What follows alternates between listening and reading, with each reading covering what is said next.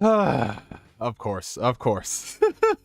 Of course, it's the start of another weekend of your boys got to have some type of audio visual issues. And in my case, it was both because I went to the wrong scene and I also had my microphone on mute. So, I'm going to say this again. One time for the one time. Testing, testing. 1 2 3 4. Is this thing on? Can you all see me? Most importantly, and this is the most important part, I stress this as I see that the microphone is not muted. Can you all hear me? What's going on, people? What's happening? What's happening? Happy Monday, everybody. Happy Monday evening. Where y'all tuning in from? We tuning in from New York, not the city, but the state. It's currently 5:06 p.m. Eastern Standard Time. And yes, it is the start of another glorious weekend. What better way to start it out than what we're going to be getting into tonight? So, oh boy, as per usual with a lot of these impromptu live streams, it's the last thing I'm thinking about doing. The last thing I'm thinking about doing is getting on here and basically announcing that something crazy is happening in the gaming industry. But at the same time, it's also really exciting. So before we get into things, before we dive into today's topic for the stream, if you guys can go ahead and hit that like button, it helps out the channel tremendously, helps send this video and the stream out into the ether so we can bring more people into this amazing community that we formed. But yeah, you know, we just gonna dive into this. For those who are unfamiliar with how we do things with these news streams, I'm not really going to be focusing too much on the chat. I'm going to save that for later on where we have, you know, the more free-form, free-flow discussion where I'm going to be responding to some of y'all's takes. But for the main news portion of the video, it's going to be basically me, to coin a phrase from my brother Persona, speak from the heart, giving y'all my piece on this situation because there's a lot of interesting stuff to discuss. So, yeah, and also, same thing for Super Chats. I'm going to save the Super Chats for later on, once we get more into the free flow discussion. So I appreciate all the support, you guys. I that does not go unnoticed. And I'm going to make sure I have a separate pop-out tab for all those Super Chats so they don't get buried, because that's what happened the last time we did one of these streams. But yeah, okay, guys. So the topic for today's stream, if you couldn't tell by the title, PlayStation has acquired Bungie for $3.6 billion. And like we just did a few weeks back when it came down to Microsoft acquiring Activision Blizzard King, I'm in a state of disbelief. Now, I'm not going to sit here and rehash the whole situation as it pertains to Xbox and Activision Blizzard, because we've already did several streams about that. And honestly, it's not as interesting, considering we're not going to be really learning too much about that situation until the deal closes sometime in the next year and a half. But the one thing that I think all of us in the community have been wondering is what is going to be PlayStation's response. Because while PlayStation is in a very healthy state right now, they're the top of the game when it comes to console manufacturers. They put out some of the biggest games out there that aren't on the Nintendo Switch as it pertains to first-party exclusives. A deal like Activision Blizzard, that potentially, their entire games potentially being taken away from PlayStation, that is not something that you can really scoff at. I know people like to point at Call of Duty and how, even though Warzone's really popular, the popularity of the mainline series and the quality of the mainline series has been going down for the past couple of years. But Call of Duty is still a major entity in gaming. It's what millions of people play every single year. It always charts the list every single month. And I mean, if you go to any random person on the street and they say they play Call of Duty, 9 times out of 10, they're probably playing it on PlayStation platforms. So Call of Duty is very important to PlayStation. And while we don't know the specifics of the deal, it's not going to close for a while. We have to speculate that PlayStation is kind of thinking about what they can do behind the scenes to bolster their efforts, right? Now, they've been doing that low key. You know, they've been making moves in silence, as people on Rise and Grind Twitter like to say. They've been making some healthy investments, right? So from a single player front, they've been investing in studios. They've been investing in people like Jade Raymond. They went ahead and acquired studios that they've been dating for the longest time, that being Housemarque and Bluepoint. But multiplayer, on the multiplayer front, that has always been PlayStation's Achilles heel. Now, if you've been gaming on PlayStation for a while, you would know that at a certain point in their time, they were busting out, cranking out multiplayer games left, right, and center. However, at the start of the PS4 generation, they kind of got away from that. I mean, they had games like Killzone Shadowfall, but other than that, that was really it. And they poured the majority of their funds and resources into crafting big budget AAA, over the shoulder camera third person experiences. Which, listen, you can say they have a template, they have a formula, but the quality of those games and the sales for those games speak for themselves. But the thing I didn't like about PlayStation last generation is, yes, they have the talent, world-class developers, but just because you're talented in one regard, that doesn't mean that you can't experiment in others, right? Microsoft, for the longest time, has been really good at having multiplayer games, but they've lacked in single player. So what did they do? Phil Spencer went out there and he acquired all of these studios that have a focus on narrative experiences. And for the longest time, people have been saying, well, PlayStation doesn't need to do that. They have things like Call of Duty. They have things like Destiny. They have things like Fortnite and Apex that take care of that. But just because you have situations like that, that doesn't mean you shouldn't at least try it out. I mean, come on now. Xbox has had Call of Duty on the platform for the longest time. That doesn't mean that they still don't go out there and put out another Halo game. They put out another Gears game. They put out other multiplayer games. Sometimes they work out in their favor, like Sea of Thieves. Other times it's a bleeding edge, which we're not going to talk about. But the important thing is that they try, and PlayStation did not do that on a multiplayer front. And when you have a situation like Call of Duty maybe not being on your platform in the next 2 years, you got to make some moves, which is what they've been doing for a while. Very low key. Those games ain't coming out for a while. We all admit that.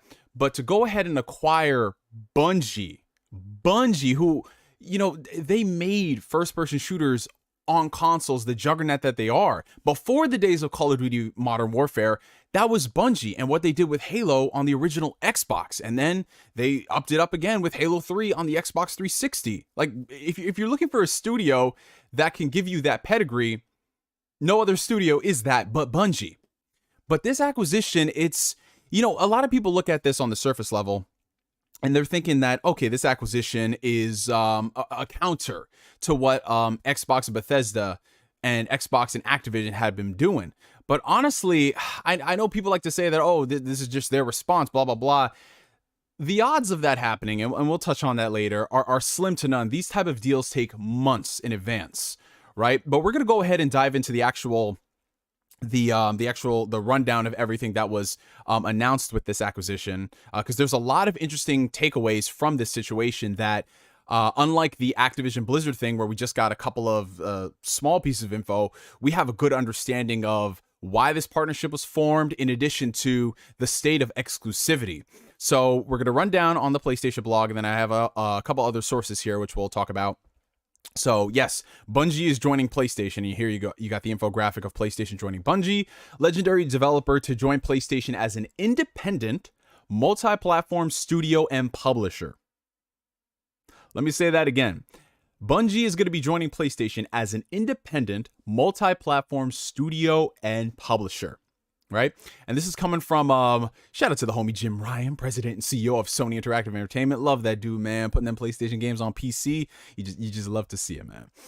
Today, I'm happy to announce Bungie will be joining the PlayStation family. First off, I want to be very clear to the community that Bungie will remain an independent and multi-platform studio and publisher. Just straight up, right off the rip, they talk about that. Wow. As such, we believe it makes sense for it to sit alongside PlayStation Studios organizations, and we are incredibly excited about the opportunities for synergies and collaborations between these two world-class groups. I've spent a lot of time with Pete Parsons, Jason Jones, and the Bungie management team to develop the right relationships where they will be fully backed and supported by Sony Interactive Entertainment and enabled to do what they do best, build incredible worlds that captivate millions of peoples. Bungie's world-class expertise in multi-platform development and live game services will help us deliver on our vision of expanding PlayStation to hundreds of millions of gamers. Very, very, very important point.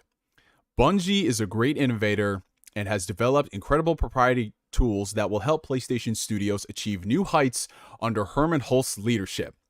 And then here's Hermen Hulst's approach. This is honestly the most PR question right here. You don't really get anything out of this situation like you do that Jim Ryan statement where he just straight up put it out on the table. And here's words from Pete Parsons, who of course is the CEO of Bungie.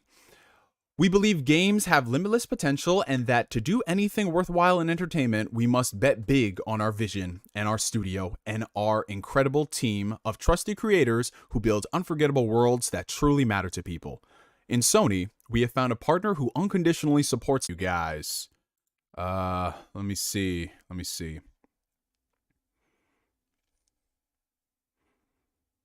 Okay. All right, everything should be good to go now, you guys. If not, go ahead and refresh the page right quick. All right, testing, y'all there? Damn, that was a really shitty time for my internet to go out. All right, let me just check this right quick. Okay, I'm seeing everything's back. All right, bet. So if you guys are watching right now, go ahead and refresh the stream. If it doesn't automatically pop up, damn, I'm sorry about that, you guys. It was the weirdest thing. It was like my internet went out completely, and then it just came back. But knowing me, I was just like, oh, no. I'm going to go ahead and reboot my computer entirely just to make sure shit is running fine. But, yeah. So, getting back to where we were at before, we were going down the article. We were talking, where did we leave off? We were talking about, let's see. All right, so we were on Pete Parson, who's, of course, the CEO of Bungie, and his thoughts on the situation. So we believe games have limitless potential, and to do anything worthwhile in entertainment, we must bet big on our vision, on our studio, and our incredible team of trusted creators who build unforgettable worlds that truly matter to people. In Sony, we have found a partner who unconditionally supports us in all we are and who wants to accelerate our vision to create generation-spanning entertainment, another key point, all while preserving the creative independence that beats in Bungie's heart. Like us, Sony believes the game worlds are only the beginning of what our IPs can become. Together, we share a dream of creating and fostering iconic franchises that unite friends around the world, families across generations, and fans across multiple platforms and entertainment mediums. Today, Bungie begins our journey to become a global multimedia entertainment company.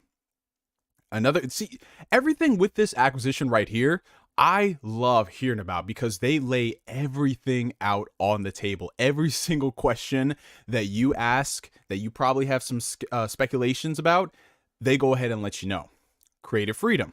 Since taking flight in 1991, Bungie has always charted the future with our own star map, a path that is driven by our people and for our community, and we're continuing that journey with new worlds in development. We can't wait to share them with you. With Sony, the potential for our universe is unlimited. Future games will take bold steps into unexplored spaces for Bungie and continue to push the boundaries of what is possible, and will always be built on a foundation of creating meaningful, lifelong friendships and memories. We remain in charge of our I can't even, just hearing them say it like that, I know it's supposed to be cheeky, a play on words, but it's fucking hilarious. We remain in charge of our destiny. We will continue to independently publish and creatively develop our games. We will continue to drive one unified Bungie community, and our games will continue to be where our community is, wherever they choose to play. With Sony support, the most immediate change you will see is an acceleration in hiring talent across the entire studio to support our ambitious vision. And they're basically saying how, yeah, if you're interested, we're hiring, right? So this is crazy. This is crazy. Honestly, not for the reasons that a lot of people are expecting. Like, oh my God, PlayStation, they made this $3.6 billion deal. They bought the creators of Halo, yada, yada, yada. Honestly, this is more about the future of what PlayStation is trying to craft rather than this short-term, hey, response to our competitor type of move. And here's just another article, ironically, from the Sony Entertainment blog versus the PlayStation blog, and it has a little bit of insights into Jim Ryan and what he's saying, right? So again, some of this is just a regurgitation of the things that we've heard before, like, yeah, we're excited about the future and blah blah blah. But what they always tend to go back to is the expertise coupled with the highly engaged PlayStation community that makes the partnership an incredibly exciting addition. The expertise, the talent, bringing these immersive experiences through games to the PlayStation community and what that means for the future, right? And Bungie is very successful at what they do. This being a strategic step forward, continues to evolve the gaming experiences. And again, it goes back to that expertise, community engagement. These are very key words that they're using. It's not something that they're just throwing around there to fluff up the article. It's very important stuff. And they talk about their own Sony stable of studios. We have a long history of understanding the creative process, developing the best-in-class technology, and delivering the most powerful storytelling in the industry.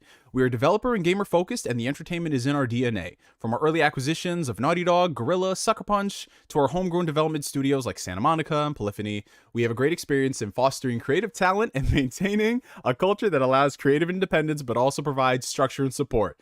And you could read into this any way you want, but that's basically him saying we've got that organic growth.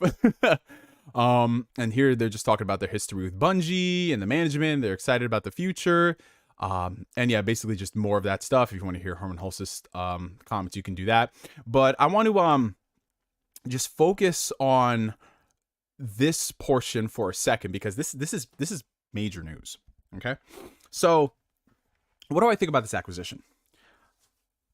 Obviously, outside the fact that I'm surprised by it, I think that this is a very important acquisition for PlayStation, and it's filling in a lot of the gaps that I myself have been critical of them for the past couple of years. Now, I'm not going to sit here and say that they acquired Bungie because they want to bolster their first-party lineup of first-person shooters, because as you can see from the article, Bungie's games are going to remain multi-platform, right? But what I think this is doing is this is going to be another situation like with Xbox and when they acquired Mojang, right? They're going to acquire Bungie. They're going to let them run business as usual for this game and then their upcoming projects, wherever that may be. They're going to let Bungie run autonomously. But at the same time, what that does for PlayStation is extremely huge, because they keep mentioning the expertise, yada, yada, yada. And yes, you could look at that and say, oh, it's just PlayStation wanting to hype up their latest partner. Sure. But if there's one thing we've noticed about PlayStation in the past, like 2 years or so, is that they're trying to get into the live service game.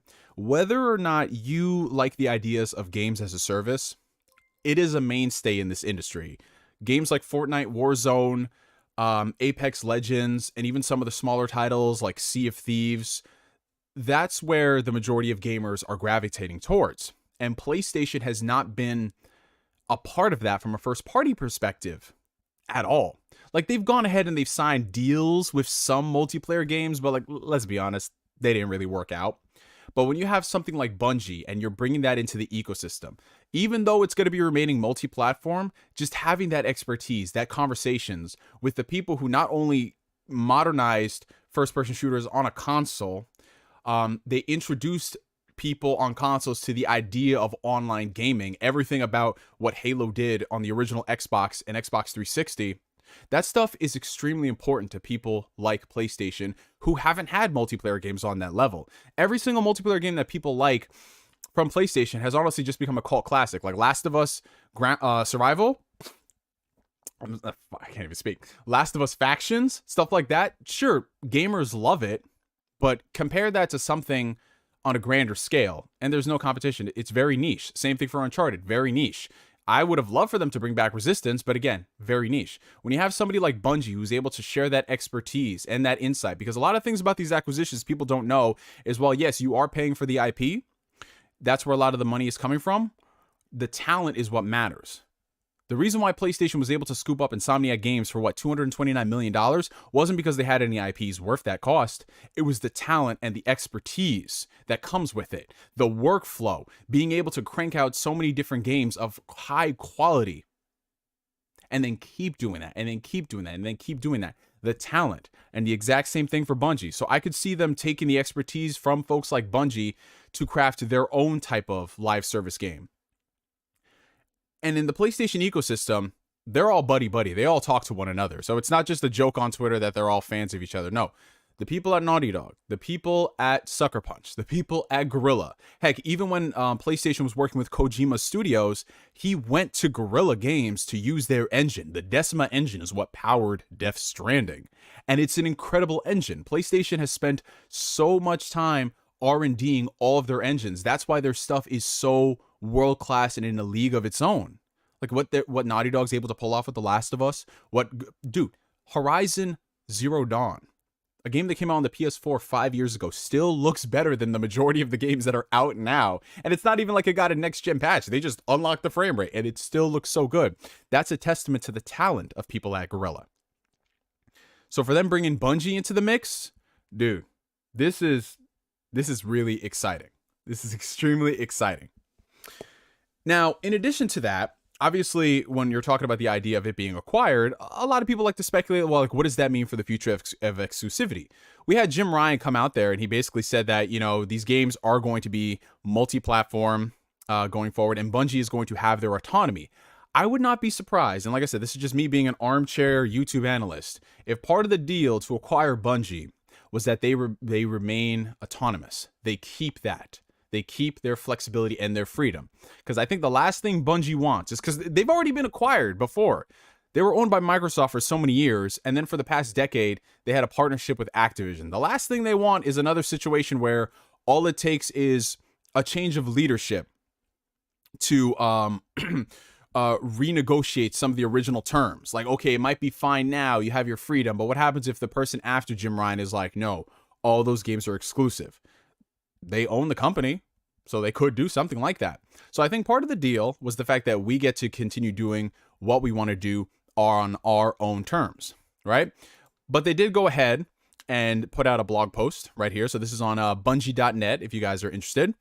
And it's a whole FAQ, basically. You know, it's so funny because this was on the eve of the next Destiny expansion. That's what I find so hilarious. It's like, yeah, we were acquired by PlayStation, but what does that mean for the future of Destiny?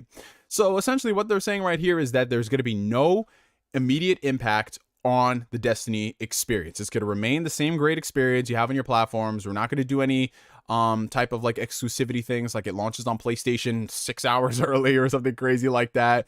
None of that stuff is happening, right?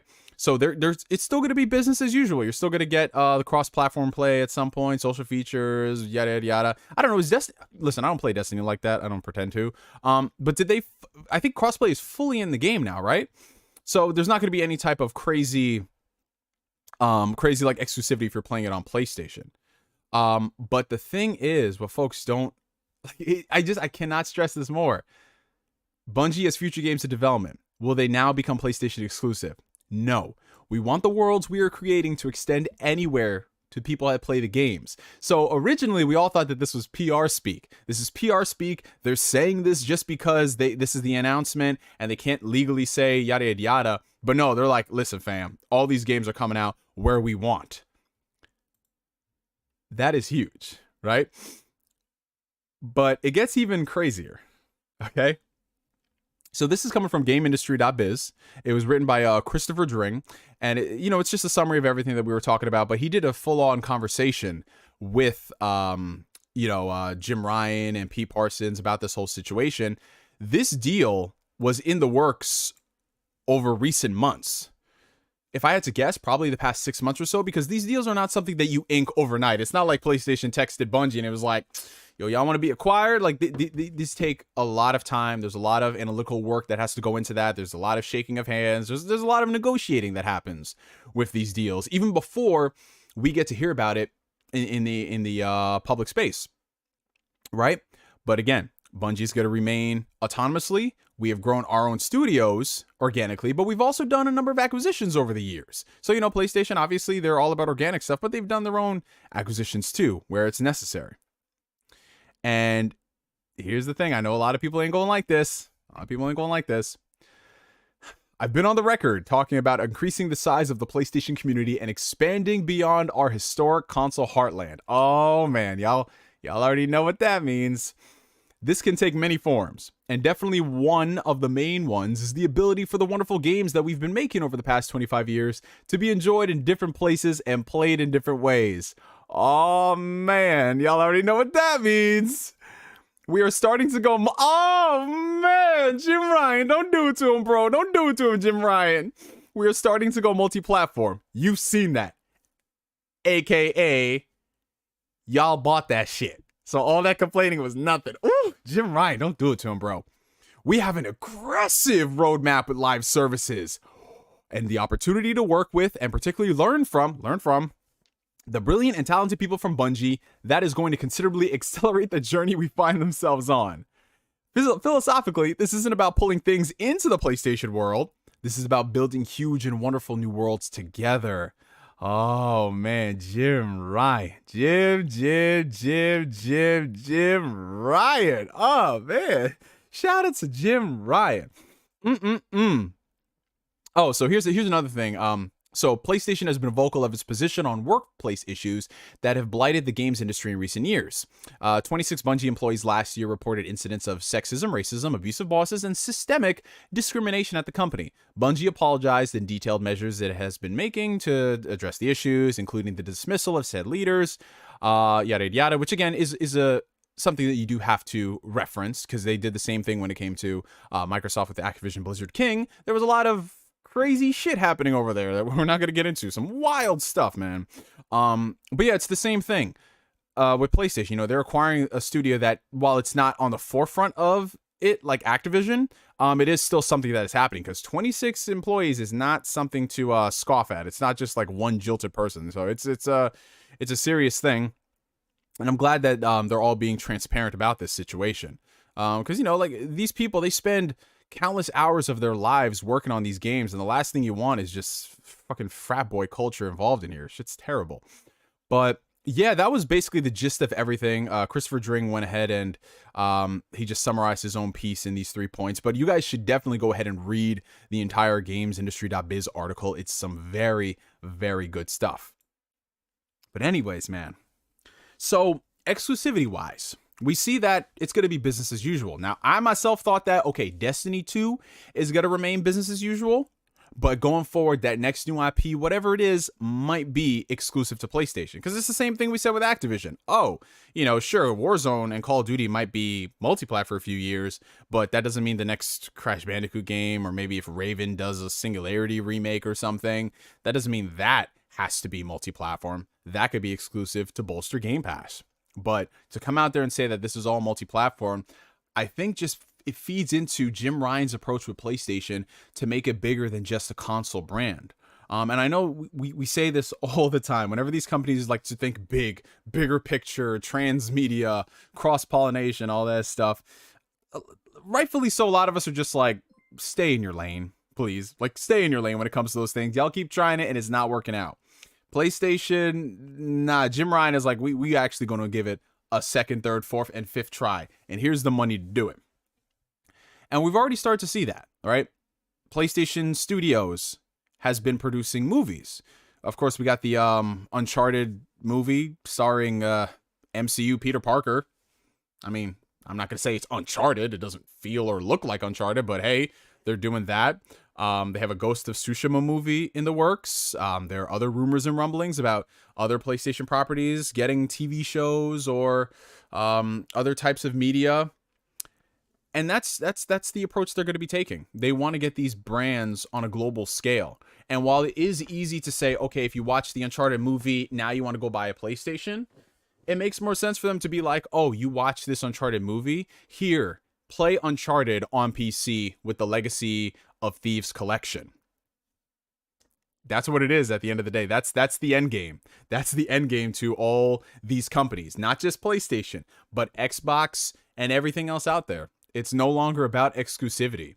Sure, in the short term, the majority of people are probably going to be like, yeah, I'm going to still game on PlayStation. But long term, yeah, we're going to start seeing this stuff everywhere, man. Cuz the console market has not been growing as much as a lot of people have been thinking. I mean, sure, they're breaking records, but is it growing to the scale of something like mobile gaming? Is it growing to the scale of all these other things? And obviously there are some asterisks I have to throw around in there, but a lot of these companies, Xbox and PlayStation, know that. And they're trying to find more ways to move units of games faster. And in some cases, it could be things like day and date PC releases that Xbox is doing. And in some cases, it could be PlayStation going ahead and making sure that they have this suite of live service games. But it goes even deeper than that. Because I've had this suspicion for a while now. I've had this suspicion about PlayStation when it comes to their approach to PC games. Now, obviously, we've had a couple. Horizon Zero Dawn, Days Gone, God of War. All of them have launched, anywhere from like 2 years to 4 years after their console releases. Not too shabby. That's a lot of revenue, double dipping from people. But if I had to take a guess, any of these upcoming live service games that they're crafting, whether it be something from like Fire Sprite, Deviation Games, any of those titles, I would not be surprised if we saw those launch day and date on PlayStation 5 and PC. Because the point of a live service game, a multiplayer title, is to reach as many people as possible. That's what it is. That's why something like Fortnite is not exclusive. I mean, sure, they have exclusive deals with PlayStation, but it's not something that is going to take away from the experience. And in some situations, those exclusive deals with PlayStation benefit everybody. Like the amount of people who saw Aloy in Fortnite, the amount of people who saw Aloy in Genshin Impact, like this transmedia stuff. That's what these companies want. They don't want people like us who are sitting here on a Monday evening at 5:40 p.m. talking about the shit that we've been talking about for years. They don't want that. They want my mom to know who Aloy is. They want my mom to know who Kratos is. Like they want that level of where growing up your parents called every single game console a Nintendo and they know what a Mario is. Like they want stuff like that. For better or for worse, you guys, that's how they do it. That's how they do it, inserting it into these franchises like Fortnite and Monster Hunter and Apex. Well, not really Apex. I don't think Apex has any crazy deals. Oh, you know what I was thinking of? Not Apex. In Call of Duty Warzone, they put randomly Levi from Attack on Titan. Out of all the things, out of all the games, Levi from Attack on Titan in Warzone. Okay. But that's what it is. Because they hope people see, like, who's this Levi dude? And they see Attack on Titan, they're like, oh shit, that thing is lit. What? But then there's something else. There's something else that goes with it too. The acquisition of Bungie, I could still see it being a benefit if you are a PlayStation only gamer. I'm going to tell y'all why. Xbox, what they're trying to sell people on is Game Pass. But there's going to be a lot of people out there who don't care about Xbox and Game Pass. And rightfully so. Everyone has their own ecosystems. But what if there's a game that you really like and you found out that all of the expansion content, all of the DLC, everything like that, what if you found out that that was a perk for being subscribed to Game Pass?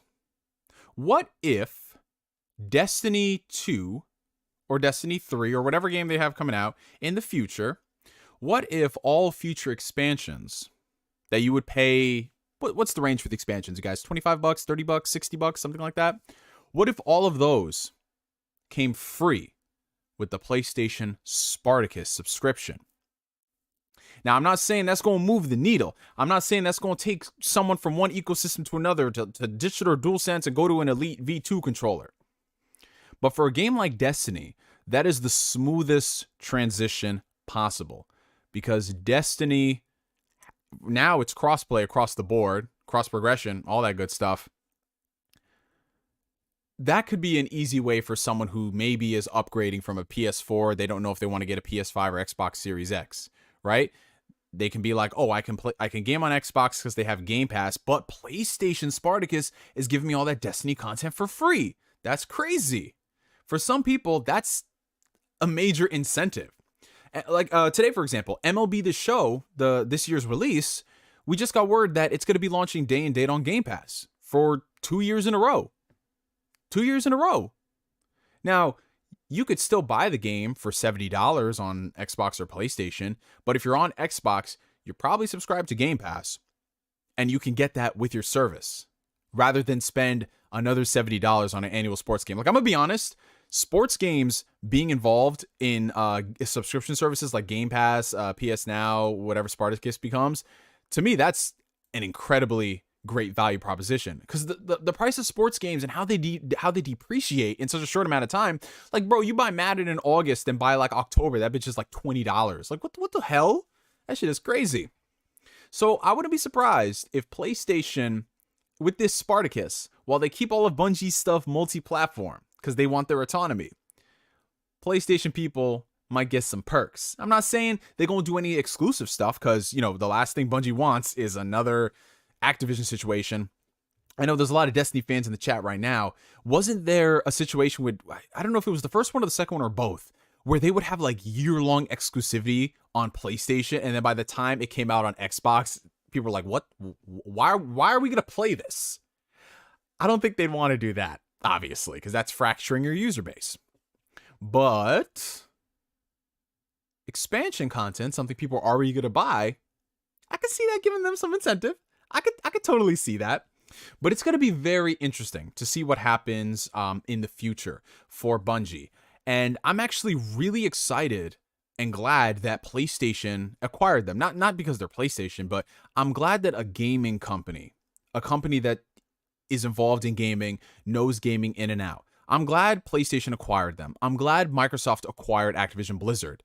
And if Nintendo wants to scoop up, I don't know, like Square Enix, or God forbid Square Enix, but any type of company, I'm glad they would do it versus an Apple or a Tencent or any of these other foreign entities in gaming that don't really have an understanding of it. And I know that can kind of be a double standard, because, hey, that's what Sony and Microsoft, and technically Nintendo too, because Nintendo used to be a game, like an actual game manufacturer back in the day. Not video games, a game. I think they did Hanafuda. All those companies had to start somewhere, and that's how they got involved in gaming. But it's a different thing entirely when you have a company like Tencent, or you have a company like Apple, Facebook, well, Meta. You have Meta, and we've seen what they've done. We've seen what they do with the studios they acquire. Amazon is another great example. Like, so yeah, I'm happy that it's a gaming company doing this. I know people are gonna cry, monopoly this, monopoly that, but have y'all seen Embracer Group and what they've been acquiring? And every time you hear shit about like Embracer Group or Tencent, people don't got shit to say. Like, you see it sometimes, but the amount of people who cried Activision Blizzard monopoly, and now PlayStation, if they keep doing acquisitions, monopoly, and then ignore the biggest elephants in the room, is very, very strange. But, you know, that's just selective media and all that. So congratulations to PlayStation. Congratulations to Bungie. I can't wait to see what happens in the future. From a live service perspective, I can't wait to see what it does for like bolstering Bungie and their own creative talents, because now they have adequate funding and they're working with a really good publisher in the industry. So they don't have to run the risk of, let's say, for example, Destiny's next expansion flops and everyone hates it. You know, that's going to be catastrophic to their bottom line. And I'm not saying that. I'm not saying they're going to do that. I'm not saying it's going to flop, because I know some Destiny fans will be like, oh, first he says he doesn't play Destiny. How are you going to say that? No, y'all. Listen, I know you Destiny fans love it. But yes, there's a lot to get excited about. Is this more of just a business as usual move? Like, is this gonna change the way people play games? Not really. I think the Activision Blizzard acquisition did a lot if you're an Xbox fan, because you know all those games are coming to Game Pass. That's awesome. Whereas this one is just like, it's long-term, it's future-proofing. That's where you're gonna start seeing the interesting stuff, like 2024, 2025, and beyond. But another thing, speaking about Bungie bolstering their own worth, right? I wouldn't be surprised if we start seeing some Bungie content outside of video games. I'm talking about movies. I'm talking about TV shows. I'm talking about transmedia, animated series. Because remember, Sony is not in the business to just sell games. They want to sell you everything else. They'll sell you the burger. They'll sell you the fries. But they also want to sell you the drink. They want to sell you the smoothie, the dessert. They want to sell you everything. And when we have people like Bungie, who have a history of crafting these incredible sci-fi stories, boom, Right then and there, the next big flagship franchise for Sony Pictures is a Destiny movie. I'm not saying it'll happen, but I can see it happening, especially if that Halo TV series pops off and it's actually good. Sony's gonna be looking at that like, okay, we definitely got to get this. You know, let's get the guys who worked on The Expanse. They ain't doing nothing. Man, put y'all on a Destiny TV show. Like, it could definitely happen. And with the rumor talks about PlayStation doing something with Netflix, I don't know what that'll materialize into. But listen, like, you gotta start connecting the dots for all these things. But either way, you guys, I'm interested to see where this goes. And I'm like, the thing about a lot of people, like, when you strip away all the pessimistic stuff, gaming is competitive again. Gaming is extremely competitive. Last generation, PlayStation mopped the floor with Xbox. Xbox wasn't even fighting back. Xbox was shooting themselves in the foot constantly, day in and day out. PlayStation was on autopilot. But now, Xbox is putting up a fight. PlayStation has realized that they got to do more now that Xbox has the full backing of Microsoft. And when you strip away this whole fanboy console war nonsense and who's this and who's that and yada, yada, yada, we get a lot of good stuff out of it. Because now Xbox Game Pass's value has been bolstered tremendously with Bethesda and now Activision Blizzard. PlayStation and what they're doing with all their studio acquisitions and all the money that they're pouring into these studios, we're going to start getting some really interesting stuff.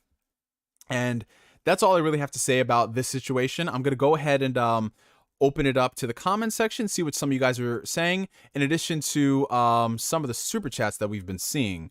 So let me go ahead and where did the chat go?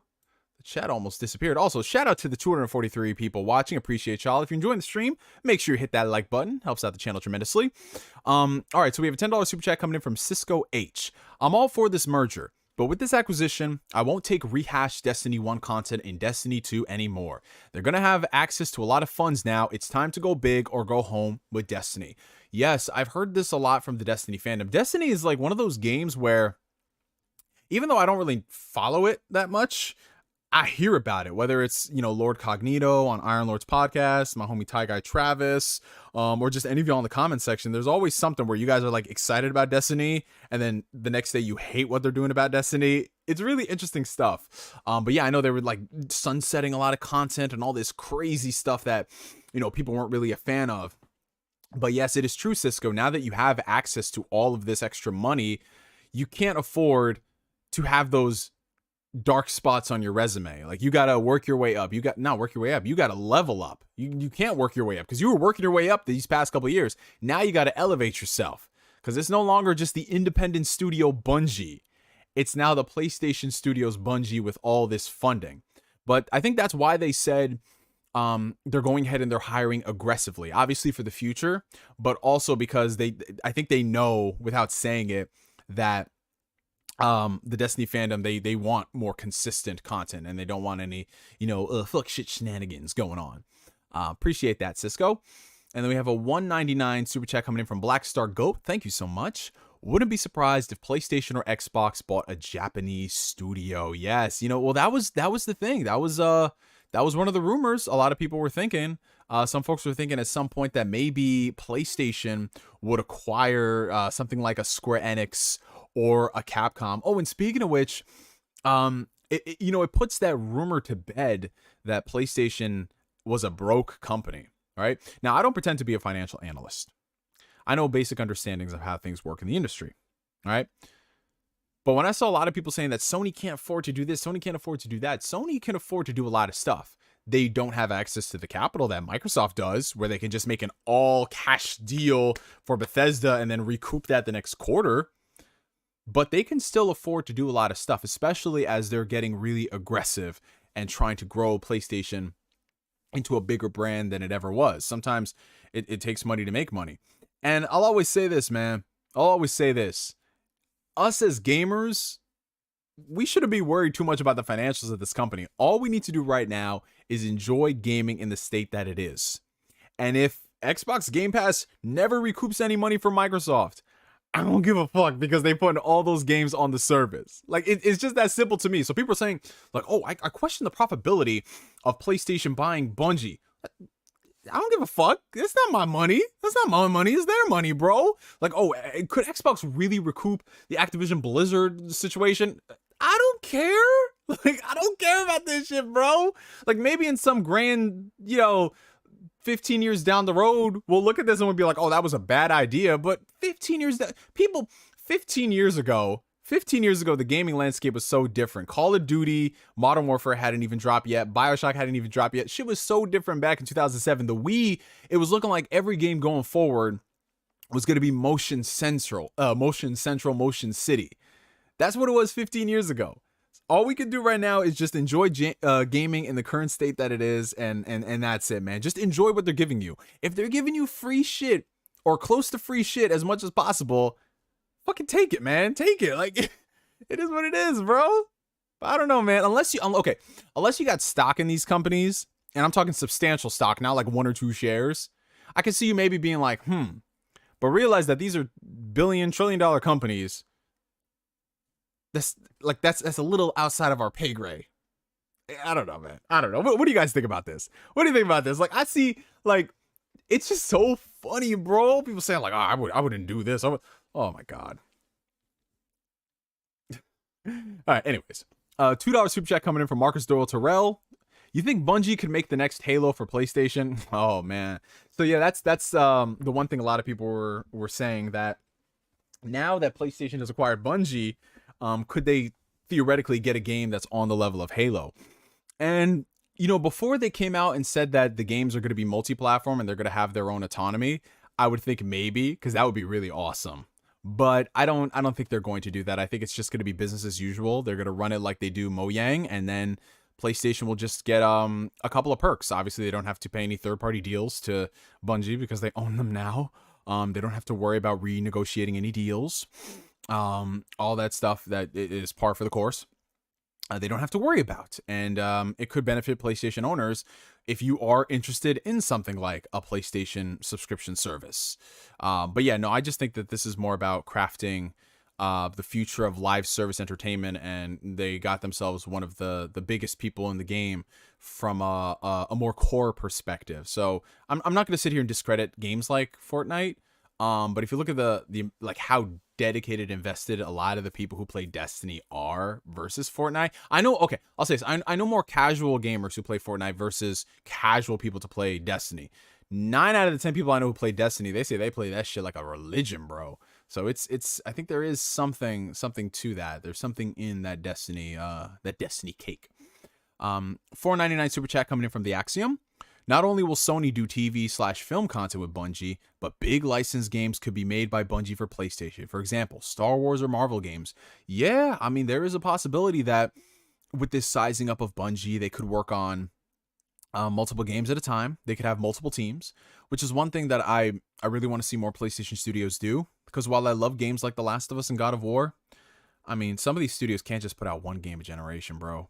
Like, yes, they're quality games, but man, we got to do better, bro. We got to do better.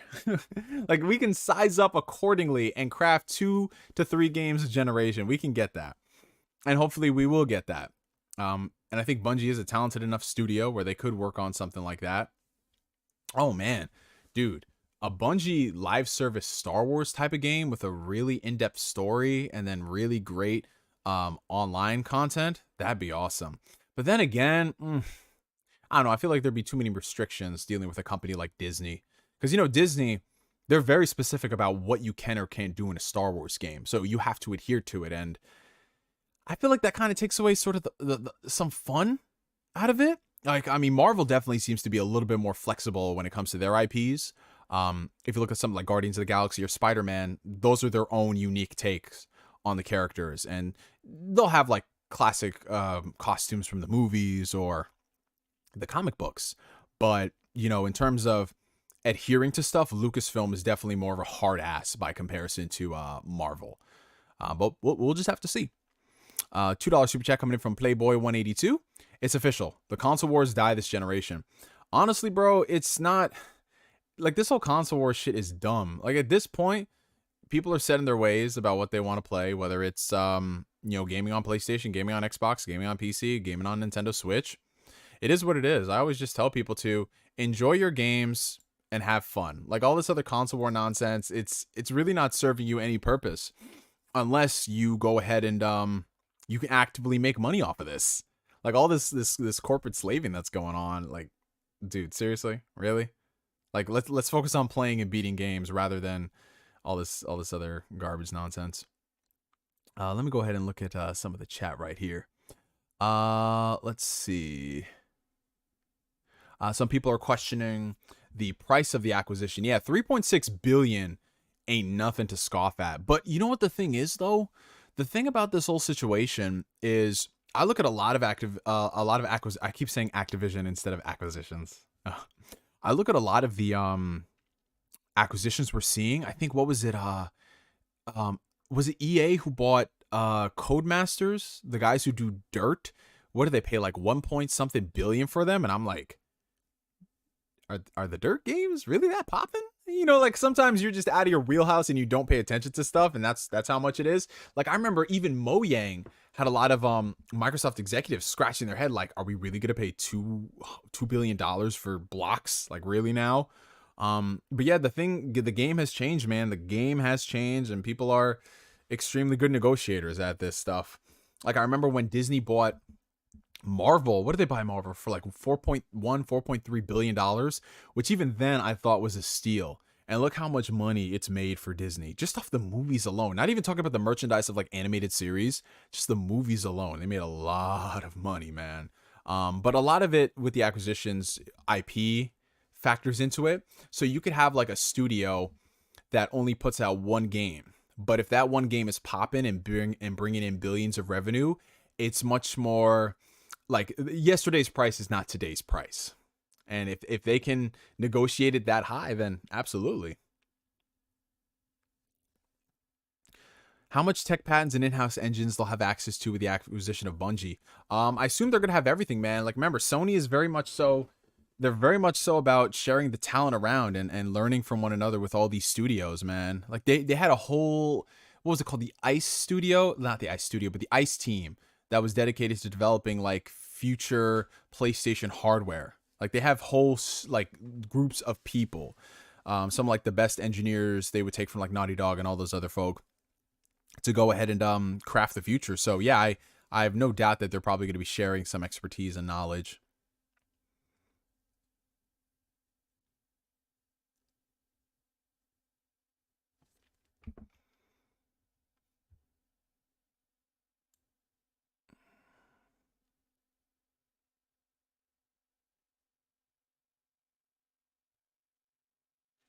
I'm just scrolling to see some of the other comments about this.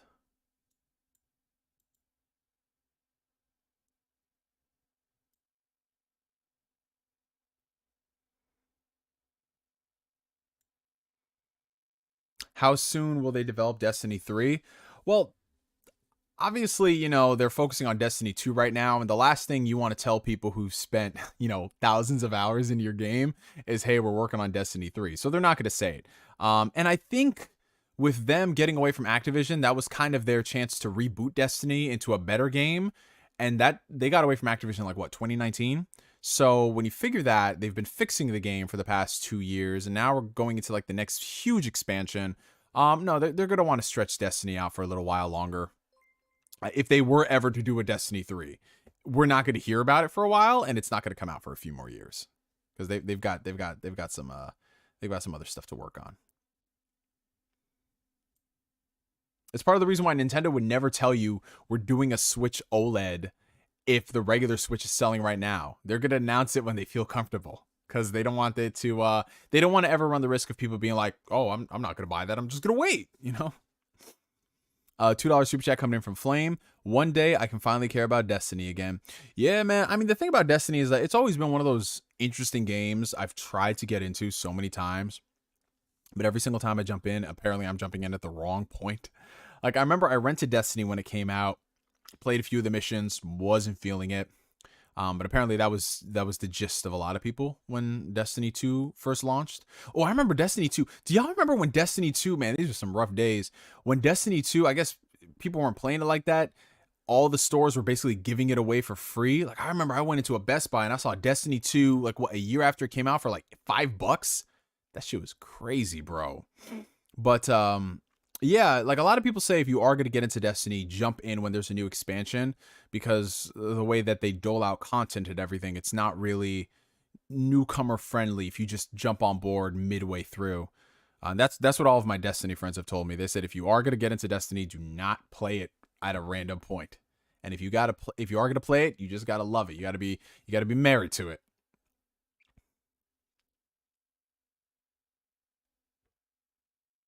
But yeah, I will say from the time that I have put into Destiny, like a collective 5 minutes, which I'm joking. It's not 5 minutes. It's like 5 hours maybe. I did really enjoy the gunplay. The gunplay is fantastic.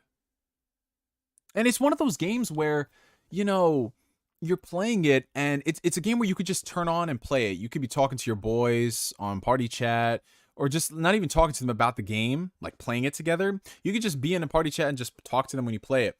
Honestly, like some of those games, that's like what was it? When I was playing Horizon Zero Dawn for the second time, I didn't pay attention to the story, man. I was just listening to podcasts while I was playing it. And some games you can do that, other games you can't.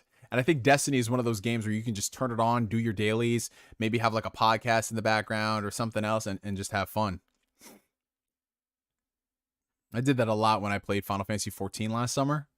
As I was catching up, I would just literally be like, okay, I'll pay attention to the story stuff, but then all this other random bullshit, nah, man. Podcast, baby.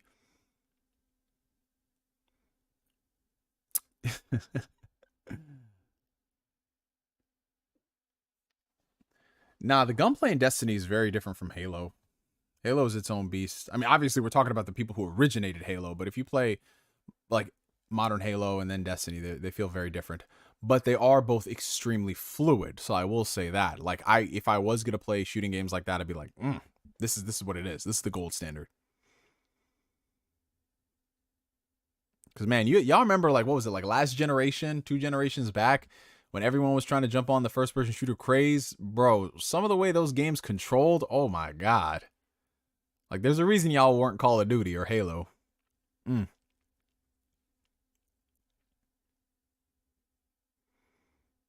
something else I forgot to mention, Jim Ryan did say that more acquisitions were in the works. Now, what does that mean? We have no idea. It could mean anything. It could be something small. It could be a partnership of an epic scale. It could be anything. But it is happening. So for folks who are saying that they're slowing down after last year, they are not, man. They're going to keep it going. I wouldn't be surprised if they start buying up some indie studios too. Maybe Ember Labs, if they see what they're working on for their next game, they might cut them that fat check and be like, hey, yo, welcome to the family. Because that, as far as like indie games go, like, yeah, PlayStation did have a hand in developing it, but man, Kena, Bridge of Spirits, very, very gorgeous game. Kojima Productions. You know what the thing is, Black Star? Now that this acquisition is going through and Bungie's going to have their autonomy, I feel as if PlayStation could acquire Kojima Productions and let him do his own thing. I could see that happening. But here's the thing. Kojima games, like, they're popular within our gaming community and shit, but they ain't gonna move the needle financially like someone, like a Bungie would. Like, where that's a lot of money on the table. Kojima puts out these experimental games that sometimes make a lot of money, sometimes are, you know. So I don't know if they'd really want to run the risk of being like, let's just buy Kojima for bragging rights. That's what it would sound like. We'll buy Kojima Productions. He's part of the family. We can help him make his games. And if they sell, they sell type of shit.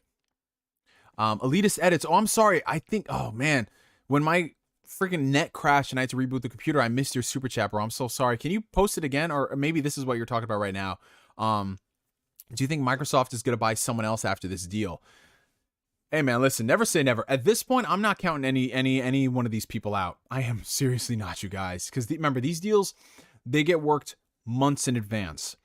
And I remember after the Bethesda deal, I'm like, Microsoft does not need to buy anybody else. A year and a half later, shit, they bought Activision. So anything is possible. If I had to take a guess, I think that there's a couple of studios I think Xbox could acquire. I could see them acquiring IO Interactive. I could see them acquiring Avalanche. And I could see them acquiring Crystal Dynamics. And the reason why I say all three of those is because they have partnerships in the works right now. Avalanche is working on Contraband. You have IO Interactive, whose game has not yet been announced, but we know they're working on something behind the scenes.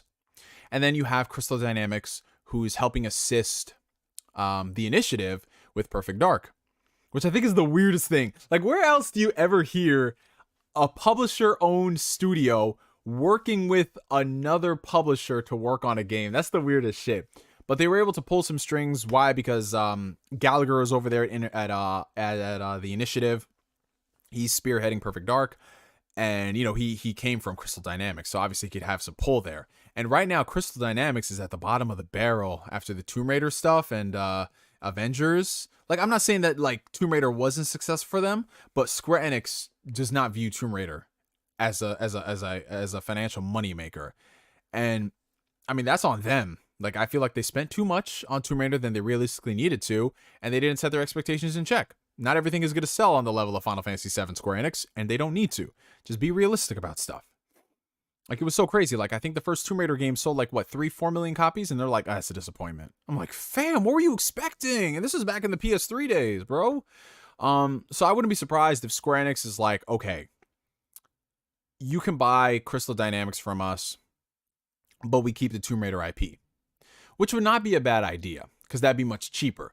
But if they're buying Crystal Dynamics from Square and they get the Tomb Raider IP, I could see that being over $1 billion acquisition. I can see that. But shout out to all the people in the chat. Shout out to everybody watching. If you're enjoying the stream, make sure you hit that like button. Helps out the channel tremendously. Let's see. Oh, we got a $10 super chat coming in from my homie Havoc. Thank you so much, bro. The way Sony got most of their studios is by having ownership of the IP being worked on. If you were not an established studio, it would be hard to continue on your own, as you cannot create a sequel. Yeah, that's basically the situation of what happened with Insomniac.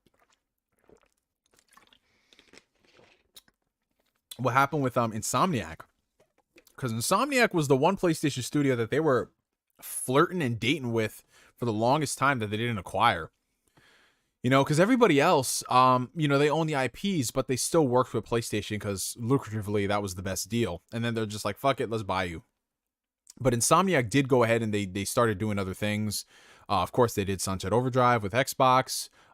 They did, I think, some stuff. They did some stuff independently. I think they did a VR game. They did a bunch of other random stuff that really, honestly, did not work out as well as things like Ratchet & Clank did with PlayStation, and then now with Spider-Man and Wolverine. So, yeah, that's why they were able to get them for a steal. Which is why everybody wants to own their IPs, because if you don't own your IPs, it's a very hard sell for you to go to another publisher. Because you can have the pedigree of being like, hey, I worked on this game. But that's still a major financial risk versus, hey, let me take this IP with me to another publisher to work on it. Because at least then you're going to have a lot of eyes focused on you because you have that IP. Yeah, so shout out to the homie Jez Corden. Shout out to the homie Jez Corden. That's my guy right there when he's not eating stuff like chocolate-covered pickles. Ugh. But there was this report that came out, I believe, last year about Xbox potentially acquiring Bungie. And, there was some reports that came out said that was unsubstantiated. It wasn't true, yada, yada. The typical PR mumbo jumbo. So you gotta take it with a grain of salt.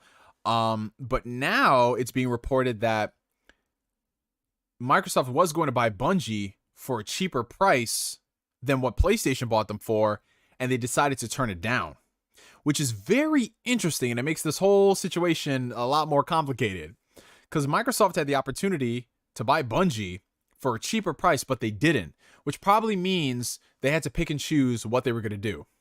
They were either going to spend this amount of money on Activision Blizzard, or they're going to spend this amount of money on Bungie. The entire catalog for $70 billion and then some, and then you can make so much more money versus Bungie. So I guess they just had to pick and choose. $2 Australian super chat coming in from the homie Valkian24. Thank you, Maddie. May as well have no more third parties then. I mean, at this point, bro, everything is becoming consolidated, and I know, you know, it's a touchy subject for people to have, but like, if these developers are still able to work on the games that they want to work on without any fear of publisher intervention and things like that, I'm all on board with it. I mean, in a perfect world, obviously, I would want everybody to work, you know, on their own terms instead of somebody else's. But when you think about it, like, that's what happens when any publisher buys any developer. We just don't view it like that because it's not a console manufacturer. I mean, like, EA has bought tons of studios over the years. Same thing for Square, same thing for Capcom, same thing for all these people. And sometimes it works out really well, sometimes it doesn't.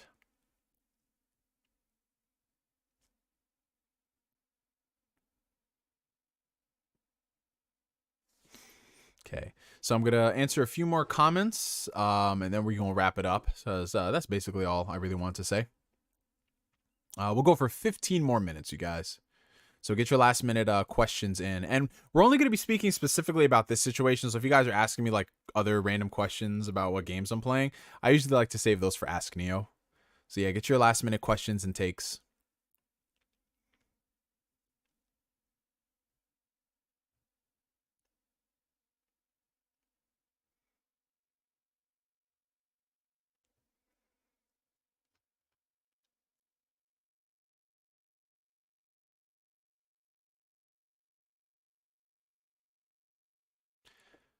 Okay, so I'm worried we might be seeing the beginning of a monopoly race. I'm not a fan of the erasure of third parties, but I've long since fell out of touch with the newer generation of gamers.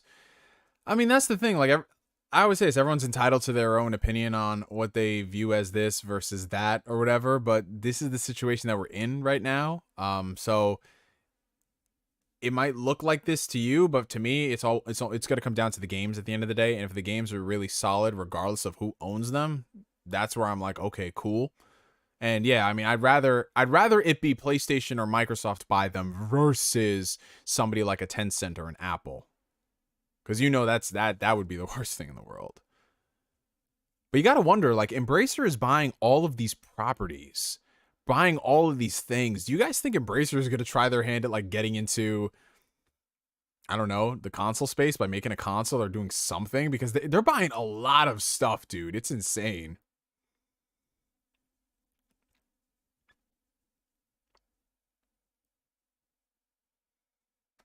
It's like every other day Embracer is buying something.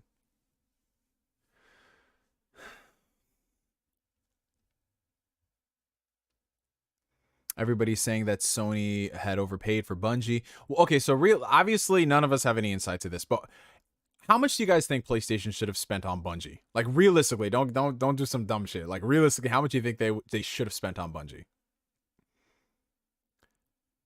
$10 super chat coming in from Librelius McGee. Thank you so much. So is this the beginning of the move to fill the subscription service they're rumored to do? Yeah, so we talked about that a little earlier on, McGee. I don't think it's going to be exactly the same as Xbox Game Pass, where you're going to get your games day and date, but I would not be surprised if they do start putting in multiplayer content and expansions to the highest tier of PlayStation Spartacus. So like, let's just say Spartacus is $100 a year for the highest tier of the service, and if you subscribe to that service, you'll get the next expansion of Destiny that'll cost you like $50-$60 a year, or you know, whatever multiplayer game they're working on. If you're in the highest tier, maybe you get special perks or you know, like just more incentives. And maybe for some games they might just be like, fuck it, day and date on their PlayStation Spartacus subscription service. So yeah, it's not out of the realm of possibility, because in order to sell a subscription service, you need content. Let's see. I wouldn't mind someone else coming into console manufacturing. I mean, listen, competition is usually always a good thing. I got to see who's going to come into the space, though. Because if it's someone like Apple, that's going to be the most pretentious thing. People think that PlayStation has got an ego. No. Y'all, listen, as an iPhone owner, no one has a bigger ego than Apple. Trust me, and I love their products, but trust me when I say, if Apple makes a game console, that's when you're going to see some true arrogance. Do you think Nintendo's going to end up buying a company? I mean, Nintendo doesn't really need to, man. Like for better or for worse, Nintendo, they spend like maybe $5 a year developing games and they make like $1 billion. Like that's the thing about Nintendo. They don't need to rush out there and buy any studio. If anything, Nintendo, they're going to keep doing what they do, cranking out really high quality first party games. I might not agree on them from a quality perspective because I don't think a game like Pokemon Legends Arceus, whatever you pronounce it. I don't think you should be selling a game that looks like that for $60. I don't care how fun it is. Like, come on now. Like, seriously, there's a real quality problem at Nintendo. But at the same time, do they really need to go out there and buy a lot of studios for what? I mean, all the studios that they've made have been really strategic. So it's studios they have really good relationships with. Like they bought the Luigi's Mansion developer. They bought Monolith, right? So it's just all about them nabbing up those people who already do a lot of really good work for them. But no, they don't need to go out there and buy, Platinum Games or something like that, because Platinum Games already makes games for them. And Nintendo is not strapped for cash to try to get people to come into their ecosystem, because people, listen, I love Nintendo as much as the next guy, but people like close their eyes and swipe their credit cards when it comes to Nintendo.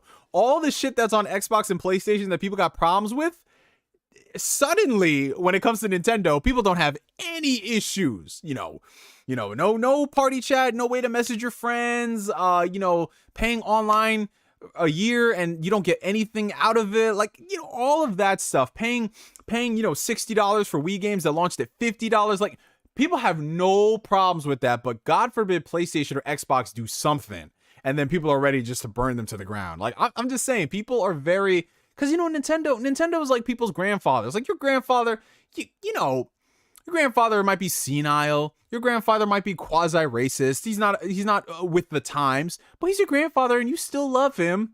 You just make those exceptions. That's what it is dealing with Nintendo. People don't, the same energy they don't give to Nintendo because it's like, oh, please, no, listen, Mario. We grew up with Mario. Like, and this is coming from somebody that owns like over 50 Switch games. Trust me when I say this. I love the Switch, but there's some things I will not buy on the Switch for that reason alone. But Nintendo, they don't need to do anything because for better or for worse, they dance to the beat of their own drum, bro.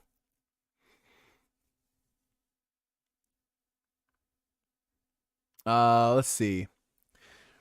Let's see. Okay, we're gonna answer a few more questions. Hold up. Okay, so a lot of people are saying Bungie was like maybe one. I mean, but Bungie, how much they pull in with Destiny every single year though? Because that's something we have to factor in. But a lot of people are saying like $2.2 to $2.6 billion. I can see that.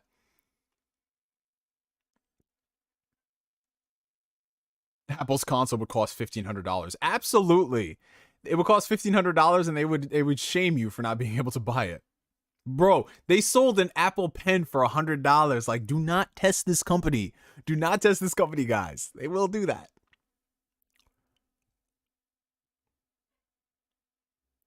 But yeah, we're not going to see the fruits of this deal, bare minimum, until like 2024 and beyond.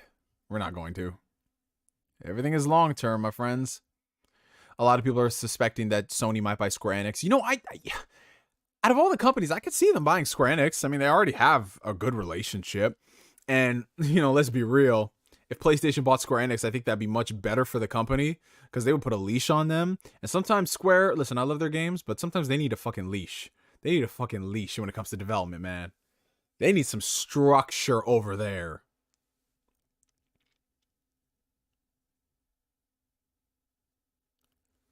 How crazy would it have been, though, if they announced that they bought Square Enix on the 25th anniversary of Final Fantasy VII?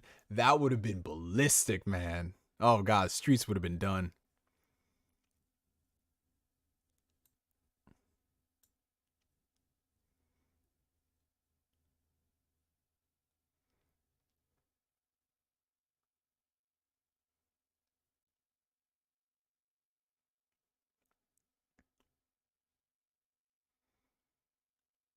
Well, the thing is, Nintendo, if they're going to keep with the same formula of the Switch, because it's a very successful formula, there's no way it's going to be a true next generation console. It's always going to be held back. So the next Switch is probably, if we're lucky, gonna be on the level of a PS4 Pro, if we're lucky, mind you, if we're lucky.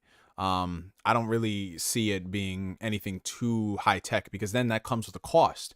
And remember, it's a portable, so it's obviously going to be a lot more expensive to have it in a handheld form versus a set-top box like a PlayStation or Xbox.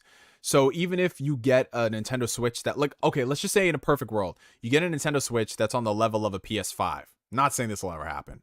That console and what it's going to cost them to produce that is going to be a hell of a lot more than PlayStation would spend on a PS5, because it's portable and they have to factor in a lot of those things.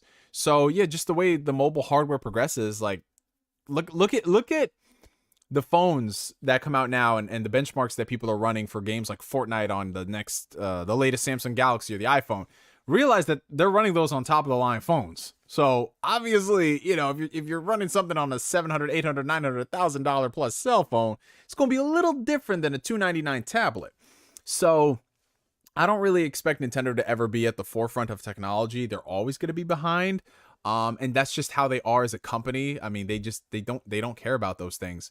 Like, bro, to this day, we still don't have basic shit on the Switch. It's been 5 years. So yeah, they're not gonna, yeah. We'll go for 5 more minutes, you guys. A lot of people are speculating that Sega will be bought out, and I don't want that happening. Yeah, again, like, I don't pretend to be some type of a international trade expert about acquisitions.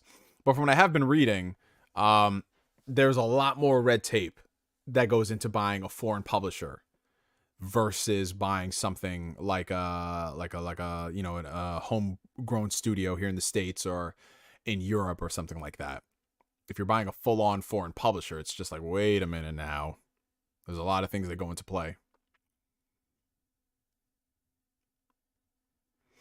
A lot of people are speculating they might buy Take-Two Interactive. Yo, if they bought Take-Two Interactive and they made Grand Theft Auto 6 exclusive, oh man. Bro, if they made GTA 6 exclusive to PlayStation, yo, that honestly, that would be a shake it in your boots kind of moment. Like, yeah, people can say, well, we have Call of Duty and Halo and Doom. Fam, do you see what GTA 5 does on a daily basis? Like, I don't think that game has ever left the top selling charts per month for more than a month. If that, it probably was on number 10. Like, dude, that would be wild.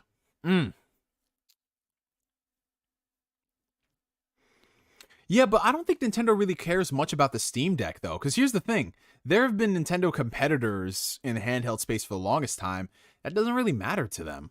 Because their stuff, their audience, their demographic is going to be so much more different. Now, those can exist in tandem to Nintendo, but it's not going to move the needle. Because the Steam Deck, like, look at the Steam Deck's price. It's only going to sell to enthusiasts. It's not going to sell to, you know, any Joe, Dick, and Harry who go into the Best Buy to try to buy a console for their little kid. They're not going to look at a $600 Steam Deck and go for that versus a $300 Switch. So they just have different audiences. And I do not believe the Steam Deck is ever going to bury Nintendo. Hell no. Hell no. It's going to be a nice companion piece. I could see a lot of people, if you're a PC gamer, you might make the switch to get a Steam Deck. No pun intended. You might make the switch to get a Steam Deck versus a Switch, so you can actually, your library can carry over and you don't have to pay for extra games. But it's never going to move the needle to the point where, oh, Nintendo's got to think twice. Like, nah, it's two different audiences.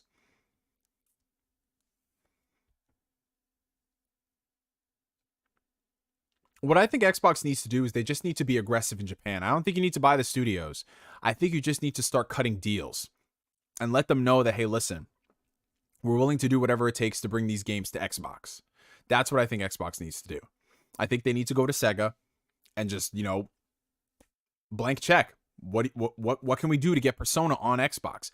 What can we do to get all of these games on Xbox and put them on Game Pass? Because that's worked really well with Yakuza. That worked really well with Yakuza and Scarlet Nexus. They didn't need to buy, you know, Bandai Namco or Sega for that.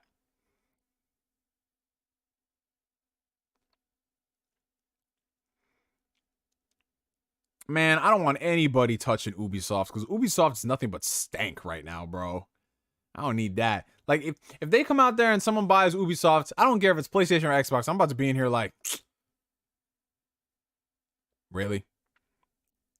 I'd be more excited if PlayStation bought, you know, the place I get my bagels every morning. I'd be more excited about that than fucking Ubisoft. Like, ugh.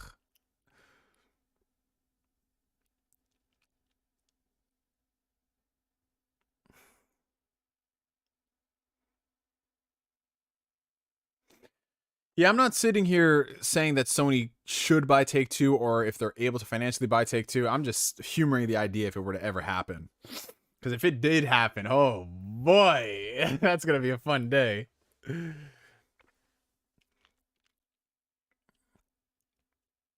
I wouldn't be surprised if Embracer Group buys Ubisoft. I could see that. Because they're just going to be like, yeah, we woke up today, we decided to buy Ubisoft, man. Let's get it. Let's get it. But I would rather a gaming-focused publisher, whatever form they may be, I'd rather they acquire Ubisoft than somebody like Vivendi, you know? Because they were trying to do a hostile takeover of Ubisoft a few years ago. Shit was wild. No, please leave my bagel shop alone. Hey, but listen, if that bagel shop is gonna give me, you know, some of the food that we saw in some of these games, like, man, that'd be crazy. Now they have the funding to do that.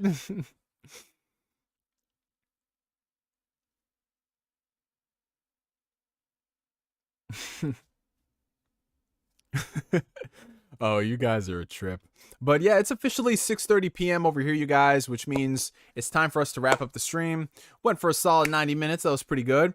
If you guys enjoyed the stream, make sure you hit that like button. It helps out the channel tremendously. And give your boy a follow on Twitter. Twitter.com/NeoGameSpark. That's where I do all my congregating.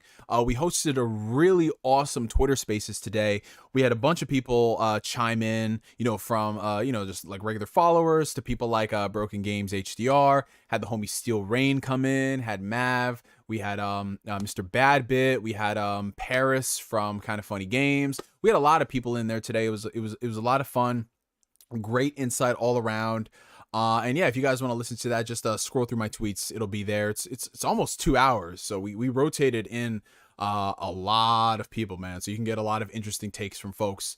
And yeah, you know, everyone, thank you guys so much for coming through to this stream. Appreciate you guys. Appreciate the super chats. Appreciate the mods and everything that y'all do. And yeah, from me to you for now, my name is NGS signing out. And like always, I will catch you guys later. Peace out, y'all. Have a good one.